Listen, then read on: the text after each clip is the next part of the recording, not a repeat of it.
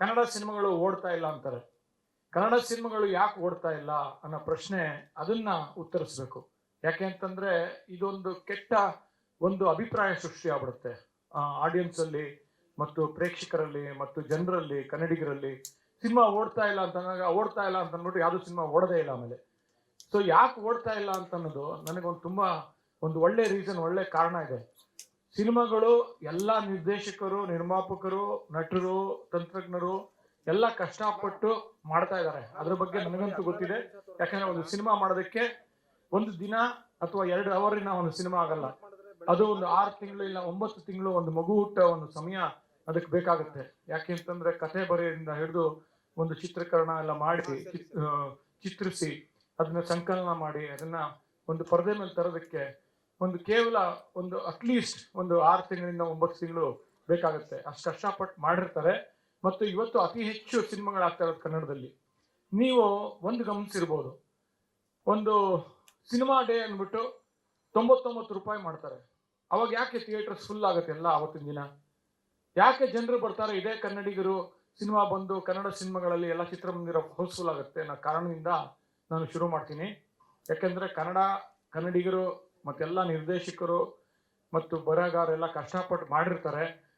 ಮತ್ತೆ ಸಿನಿಮಾ ನೋಡಕ್ಕೆ ಪ್ರತಿ ವಾರ ನೀವು ಪ್ರೇಕ್ಷಕರ ಮೇಲೆ ಅಷ್ಟು ಪ್ರೆಷರ್ ಹಾಕಿದ್ರೆ 300 ರೂಪಾಯಿ ಇಟ್ಬಿಟ್ಟು ಟಿಕೆಟ್, ಒಂದು ಇಡೀ ಸಂಸಾರ ಬಂದು ಒಂದು ಸಿನಿಮಾ ನೋಡ್ಬೇಕು ಅಂತಂದ್ರೆ ಅವರು ಪ್ರತಿ ವಾರನೂ ಬರಕ್ಕೆ ಇಷ್ಟ. ಯಾಕಂದ್ರೆ ಮನೋರಂಜನೆ, ಸಿನಿಮಾ ಅನ್ನೋದು ಒಂದು ಮನೋರಂಜನೆ, ಅದೇ ಒಂದು ದೊಡ್ಡ ಮನೋರಂಜನೆ ನಮ್ಮ ಭಾರತದಲ್ಲಿ ಇವತ್ತು ಕರ್ನಾಟಕದಲ್ಲಿ ಇರೋದು.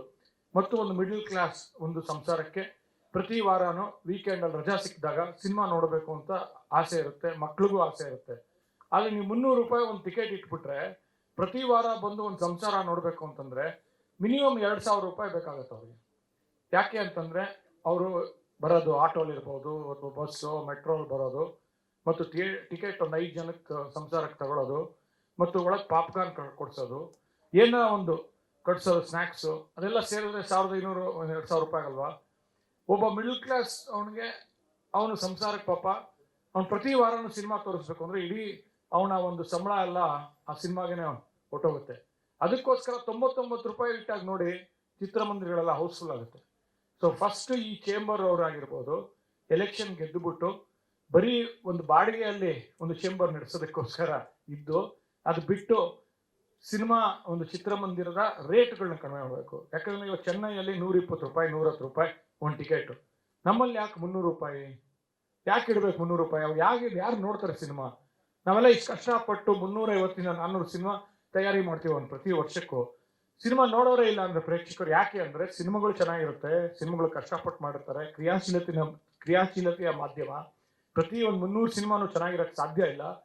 ಒಂದು ನೀವು ಚಿತ್ರ ಬಿಡಿಸ್ಬೇಕು ಅಂದ್ರೆ, ಒಂದು ಪೇಂಟಿಂಗ್ ಮಾಡಬೇಕು ಅಂದ್ರೆ ಒಂದು ಕ್ಯಾನ್ವಸ್ ಅಲ್ಲೇ ಬಿಡಿಸೋಕ್ಕಾಗಲ್ಲ, ಒಂದು 5-6 ಕ್ಯಾನ್ವಸ್ ಬೇಕಾಗುತ್ತೆ. ಆ ಥರ ಒಂದು 300 ಸಿನಿಮಾದಲ್ಲಿ ಒಂದು 100 ಸಿನಿಮಾ ಚೆನ್ನಾಗಿರುತ್ತೆ. ಅದು ಕ್ರಿಯಾಶೀಲತೆ ಮಾಧ್ಯಮ ಇರೋದ್ರಿಂದ ಟ್ರಯಲ್ ಅಂಡ್ ಎರರ್ ಬೇಸಿಸ್ ಆಗುತ್ತೆ, ಕ್ರಿಯೇಟಿವ್ ಮೀಡಿಯಂ ಆಗಿರೋದ್ರಿಂದ. ಈ 100 ಸಿನಿಮಾ 105 ಸಿನಿಮಾ ನೋಡೋದಕ್ಕೆ ಪ್ರೇಕ್ಷಕರು ಕಾಸು ಕೊಟ್ಟು ಬರೋಕ್ಕಾಗಲ್ಲ ಪಾಪ ಅಷ್ಟೊಂದು. ಸೊ ಅವ್ರಿಗೆ 100 ರೂಪಾಯಿ ಇಟ್ಟರೆ ಡೆಫಿನೆಟ್ಲಿ ಬಂದೇ ಬರ್ತಾರೆ. ಅದನ್ನು ಕಡಿಮೆ ಮಾಡಬೇಕು ನಮ್ಮ ಫಿಲ್ಮ್ ಚೇಂಬರ್ ಅವರು, ಅದ್ರ ಬಗ್ಗೆ ಗಮನ ಹರಿಸ್ಬೇಕು.